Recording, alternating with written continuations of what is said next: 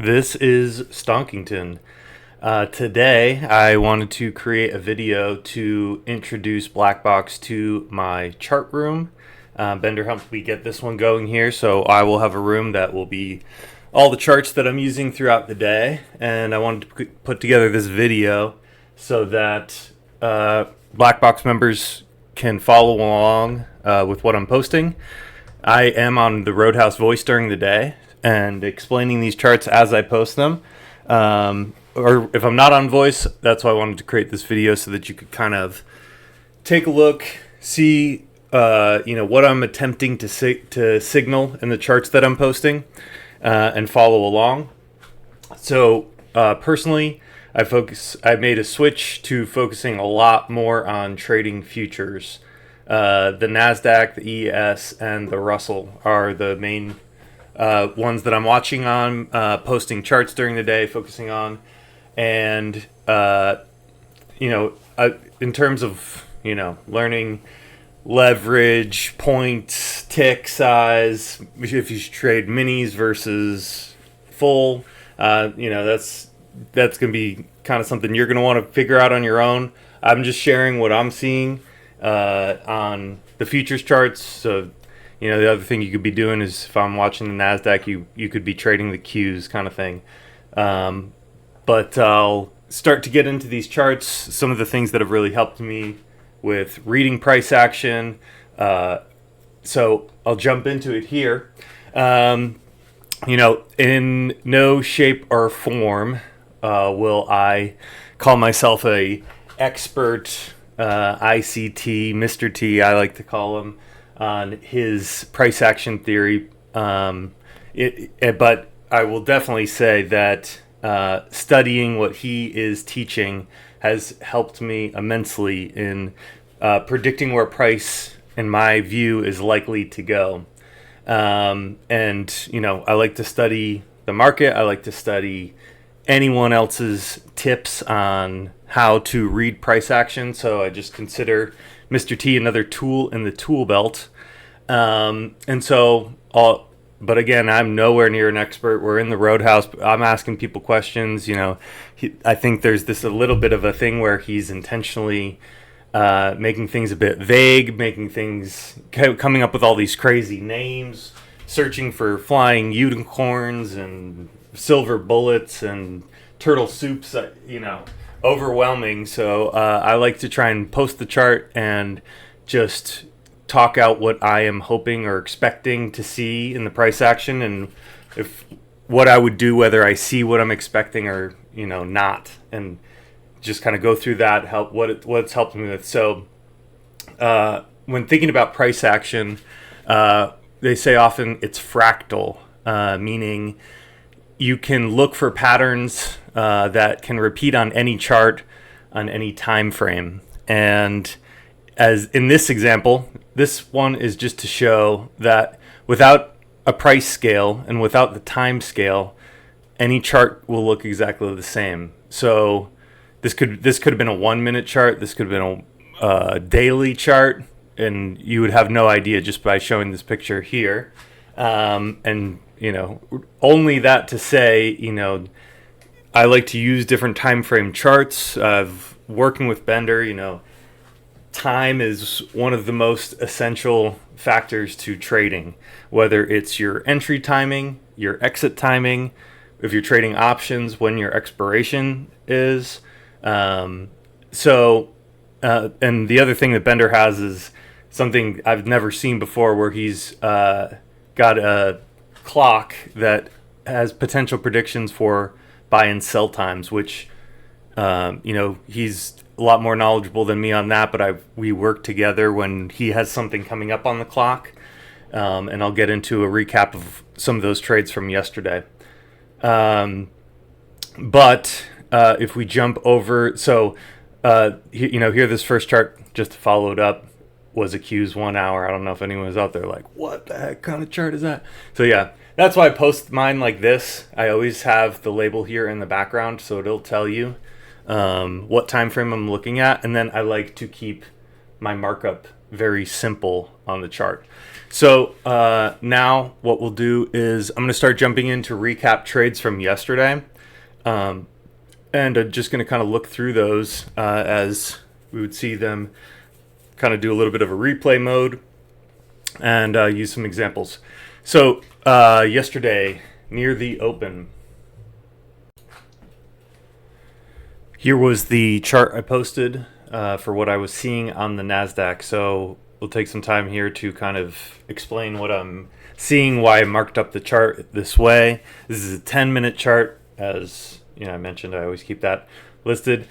10-minute has now become easily my favorite chart. As a newer trader, sometimes I know me or whoever out there, you can get caught up on these 1-minute charts that can sometimes have kind of crazy looking candles.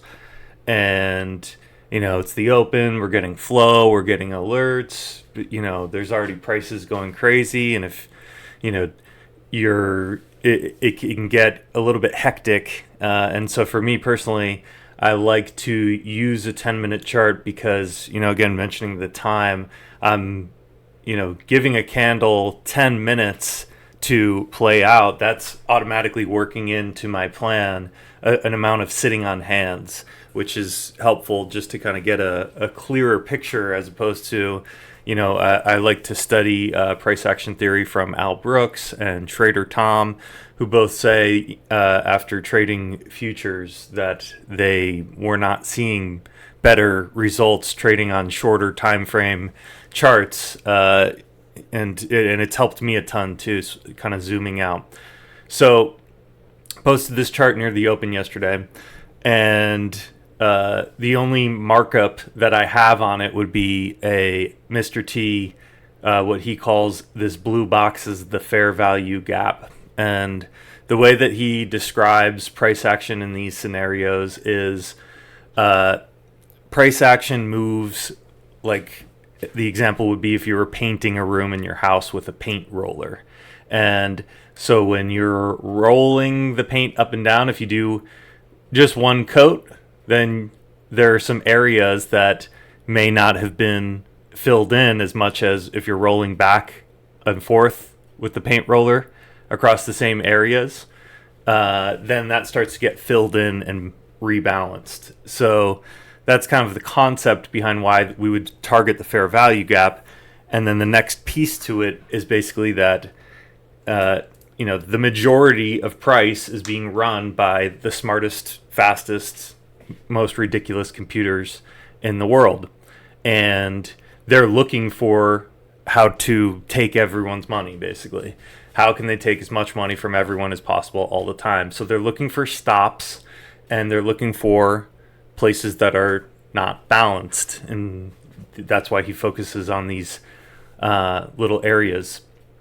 So with that in mind, I posted this chart because if we eliminated these two candles here, and we'll jump over to the actual chart in a moment here, but this pop on this candle here, and then we closed here, that left some algorithm seeing that there was price action here that was unbalanced. So I mentioned, how I would expect an area like this to react. I would be looking for it to hold, but then I'd also be watching how much time is left on the candle, and is it going to close above or below this gap. Now, if this candle closed below, then I would be saying, okay, well, the paint roller didn't catch this, so we would have a potential magnet down here at this level. In this case, it bounced. And so the other thing I'm doing, again, we're going up against the fastest, best computers, traders in the world. This is hard for a reason. And that's why, using Blackbox to get an edge. So we're reading flow in the Roadhouse, and I'm watching the NASDAQ, which is big tech, and I'm reading out the alerts. This isn't, we know with the Blackbox system, we're not following every single options alert, but putting them into context when I see Tesla, Nvidia, Apple, Microsoft, Nvidia, Tesla, again, repeater bullish, And I'm seeing this price action where Mr. T is telling me, okay, these guys were unbalanced, and then they filled it and used it as support perfectly. I'm thinking that, to me, makes me think price wants to go higher. So between the options alert, I'm watching the NASDAQ, so I'm looking for price to push higher. So here's the 10-minute chart. This is the same from the screenshot that I posted. Just have it in replay mode here. So again, I had highlighted this gap. And because it bounced, pulled back, paint roller filled in this area and pushed up, I was expecting price to go higher. So if we jump back here, the next chart I posted, this is after some time. This is a 5-minute chart, and I was explaining that I was looking for this area, this purple area was my upside target.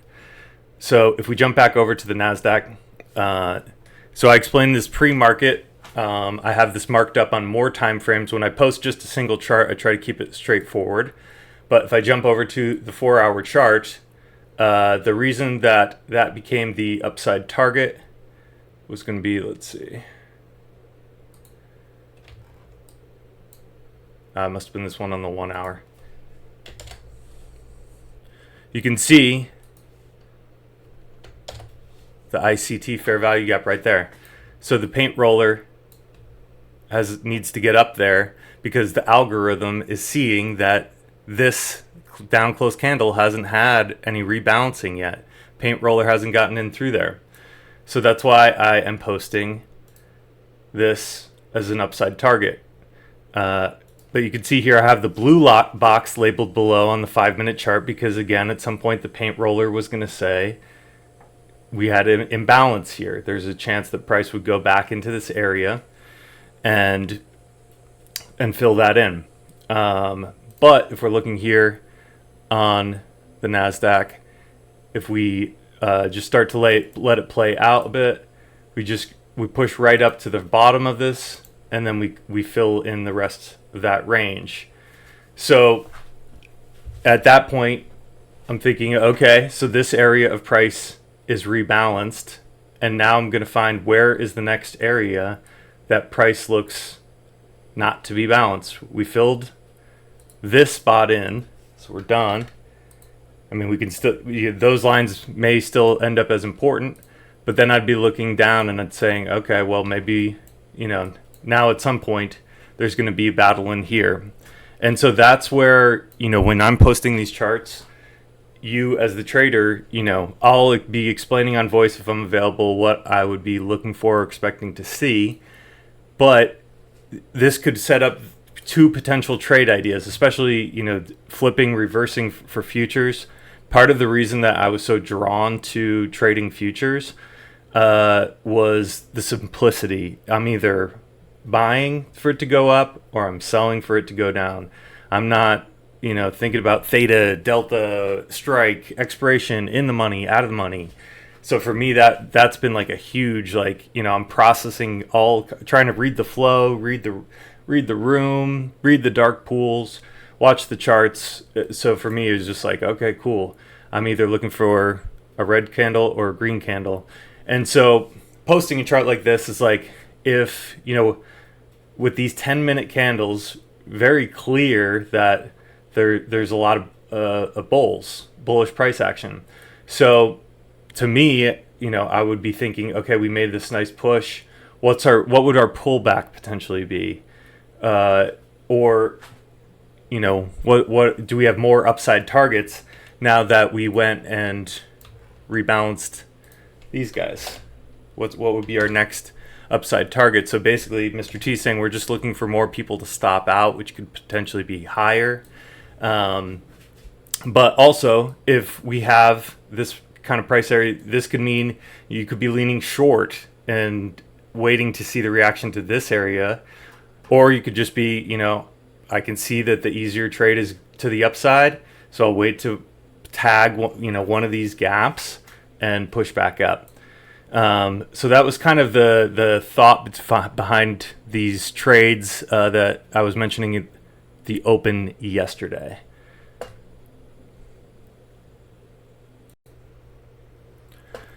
So next I wanted to jump over to one trade from yesterday that was really cool. This was maybe my favorite trade we had going in the Roadhouse yesterday. So Bender and I kind of worked together on this one. So I mentioned Bender uses the clock, and he's marking up his charts. It's kind of, let's see if we can make this a little bigger, easier to see. So he's got these time signals with the green ones being potential buys and the red on above being potential sells. And you have to look at these with discretion. You can't just be blindly saying, okay, Bender's got something on the clock, so I'm long. You can see, there's a lot of other factors involved, whether it's time of day, are we going into a choppy time of day? Is there a binary event? Is there data? There's a lot of things in play, but it gives us an idea of what to look for. Bender has his certain criteria that, he has his room for these charts where you can kind of go and get a little bit more detail. But at this particular time of day, Bender, he posts the chart. I see it come up in the room, and I'm thinking, okay, where price action is here, and he has marked a potential buy. So I'm looking at my charts, and I'm thinking, what do I see? So I have a fair value gap. I'll jump over to the actual chart here in a minute. This is just Bender posted it a few minutes before. I have a fair value gap that currently the 10-minute chart has been respecting as support. And so Bender has his note on the clock, which I notice. I'm waiting again for the candle close based on the fair value gap. And I'm explaining on voice, if it was to close above 44.7625, that would have me leaning bullish. I'm watching for the close of that candle, along with the fact that I see the ES looks like a big bull flag. Then we add in Bender's chart. So I'm trying to come up with as many criteria as possible that's going to get me into a trade with confidence. And when everything starts lining up, we're explaining this on voice. That's where I'm looking to take a trade.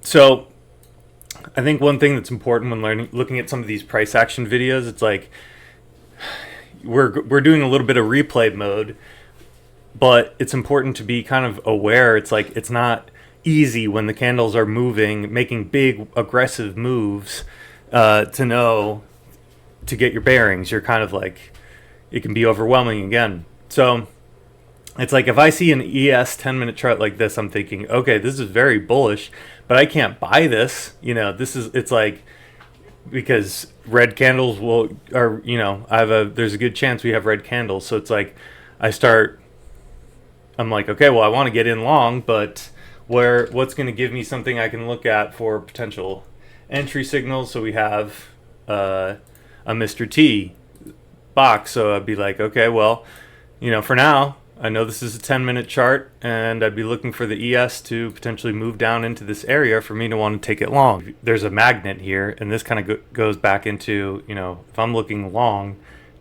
could be pulling here. You could be wanting to get short, and then this could be your magnet. But if we let this play out,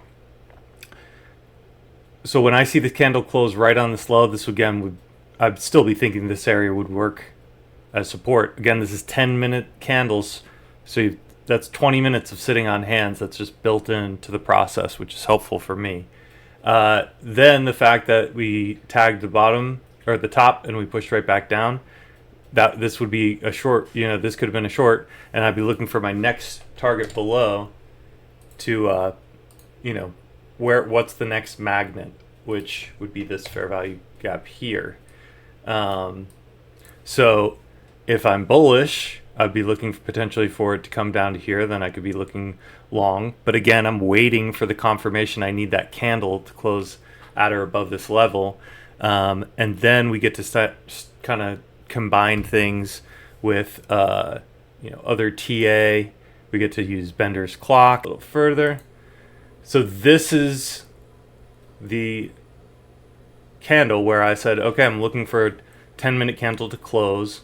above this line, which also was the one that lined up with Bender's clock buy. I deleted a screenshot. Let's see, bring it back. There we go. Yeah, so it's kind of tough to read, but it was basically like 51 or something like that yesterday. So we had a number of signals at the same candle at the same time of day. So this closed exactly where I was hoping it would, or what I was watching for was on top of the fair value gap. And we mentioned we saw it looking like a bull flag.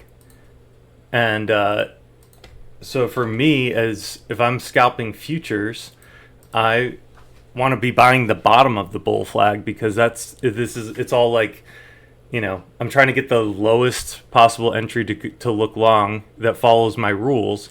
So, trading futures, I'm not trying to buy a bull. I mean, if it's like a 1 minute bull flag and I'm seeing something else that's telling me we go upside, I'll buy this. But, obviously I much prefer an entry that's already giving me all the other signals that's going to be down here. So this worked out into a really nice trade, kind of combining what I'm watching with what Bender's seeing on his clock on the ES. So that was one that was just kind of really good yesterday, putting the different puzzle pieces together. Bender and I working together there. We also had some trades yesterday on the Russell. Very similar here. So I posted this one where, the Russell is very strong, but I wasn't going to be buying. So I'm looking for a fair value gap, which is this purple box. And Mr. T doesn't do trend lines or whatever, but I find it super helpful. So I'm looking down in this area. So I'm saying in the Roadhouse yesterday, I'd be looking for a 10-minute candle on the Russell to close above 1912, because I want to buy the bottom of a bull flag for a push up. And I'm using this fair value gap, and I'm wanting to see it hold as support. So if we jump over here, again, this is a little bit before the setup actually formed. This is just 3 strong 10-minute candles on the Russell. So it's like the other great part about a 10-minute chart. It's like if I see candles closing on or near their highs, these just very strong, it's like I'm looking for long setups. I don't want to get in front of the freight train here. And so that it just helps me. It's like, if I'm looking at a 10-minute chart that looks like that, I'm like, there's no way I'm gonna, try and short that. So I'm working to find a long setup and looking for these fair value gaps. So, here we could say that there was one all the way down through this area. The paint roller hasn't gone through all of this at the time, but I could see I was trying to use the high of this candle, and that also kind of lined up with the bull flag that was forming out. So we were talking through this one live in the Roadhouse yesterday, and I mean, again, these are 10-minute candles, so it's like yesterday was kind of a tricky day. There was some very slow, choppy points. So it's a lot of waiting. This is 30 minutes of price action just to confirm. So waiting on the 10-minute candles, the importance of time, getting the right entry has helped a ton, because as I see this candle close right here and we're sitting on this, we were buying this, looking for a push up. So we were buying this in the Roadhouse yesterday, and it took some time, but the bull flag eventually got going, and buying here, that's kind of the benefit. It's like, I know here I'm already green, so if I see resistance that the bull flag's not ready to go, I can lock some in and just wait for another good entry. So the other piece to kind of factor in with this chart was there was some news yesterday that impacted Schwab. There was some banking conversations, and we saw some pretty aggressive price action. So we had our little bull flag, and then we started looking for other setups here. So I believe I have the next one. Let's see. I think I only focused on the PowerPoint here on the setup to the upside, but we also did catch a move to the downside on the Russell yesterday. Basically, was looking at this fair value gap again. Paint roller hadn't gone through this area, and the signal here would basically be, watching for the 10-minute candles close. If we had the gap below, and it's not, starting to look like it's not going to work as support, then I'm looking for the candle to close below the gap, and then potentially for a move back into the area for a short. Again, I'm explaining this on the Roadhouse voice throughout the day, and you guys can hit me up with questions. But basically, if we're waiting for our next setup with news and pushing to the downside, then I have me looking for short.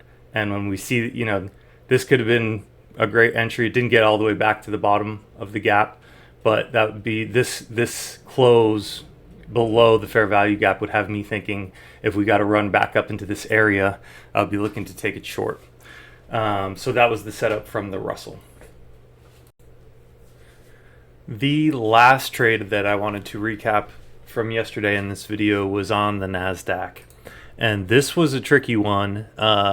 This one took a lot of time to set up and play out. So here, I'm on California time, so 10 minutes before power hour yesterday. And this is the chart. So I'm talking through this one on voice in the Roadhouse. And when I look through, this is all very balanced price action, and I'm seeing this megaphone start to build out here. We've got our fair value gap below, and just kind of very compressed. But for me, I'm seeing we're getting kind of, we have this rising consolidation. We got the megaphone down, and basically I was leaning still bullish because this fair value gap below is working as support. So as I mentioned, kind of similar to the Russell and the ES bull flag, I want to be buying towards the bottom, looking for a move up. So I was looking for this area to be the magnet for buys down here. So if we jump back to the actual NASDAQ chart, so we were right around here when I posted that setup. So this is kind of the blank version, and we'll go ahead and add these markups in, get the fair value gap going. So this is what I'm focusing on. I kind of had already posted it in the room and explained it. Just want to mark this one up, clean version. And I'm looking at this megaphone setup. So I'm looking for, because I want to see this area work as support. So I'm looking for pullbacks down here to potentially be buying to go up into this area. But this is very tricky trading in this, because this is just, it was a battle. And again, 10-minute candles, this battle lasted for hours yesterday. The other kind of unfortunate weird part was I was trying to call this trade, and I was having microphone issues yesterday. So I'm over here living life, explaining this whole trade, and find out I'm not actually on Roadhouse Voice. But besides the fact, so I was looking for pullbacks into this area to buy, and I was looking for this to work as support. Closes above here had me feeling bullish. I was looking to buy against this trend line for a push back up. And it was just kind of interesting to see in the price action yesterday. As soon as we filled the megaphone, the top of the megaphone would have been a killer short, but it was right at the close, and this was just a very aggressive move down. But can see it was, again, looking for candles to close and respect a fair value gap. It came right down to the level I was looking for, as well as this lower trend line. One thing that was interesting, this was another very bullish signal to me. If we drill down to a 1-minute chart, I was looking for this area. I was watching this trend line here. And when I see lows that are basically equal lows, but these highs were not being swept up on any bounces. We couldn't, on this area, we couldn't pop this high. On this bounce, we didn't stop out any shorts that were getting in this area. versus these guys are basically relative equal lows. So I'm thinking the market, again, wants to screw over and take as many people's money as possible. So if someone just had a break-even stop when they bought, break-even stop when they bought, the market wants to take those stops, scare people into them thinking that we could be pushing lower. And I was trying to buy this. I was buying this candle. Again, microphone issues. I wasn't on voice, but this was just, I'm wanting to buy this lower trend line as it's respecting a fair value gap, as many things that I could find as possible to get me into the trade. This is at the same time we're joking, oh, it's been only 3 minutes since Apple made a new all-time high. Apple all-time high again. So I'm still leaning bullish. So this is just kind of how I'm looking at price action, how I'm using fair value gaps, how I'm explaining these charts in the Roadhouse. And just want to thank you for taking the time to watch this video. Glad to have you tracking charts in my room. Let me know if you have questions, and I'll be ready for next week. Thanks again.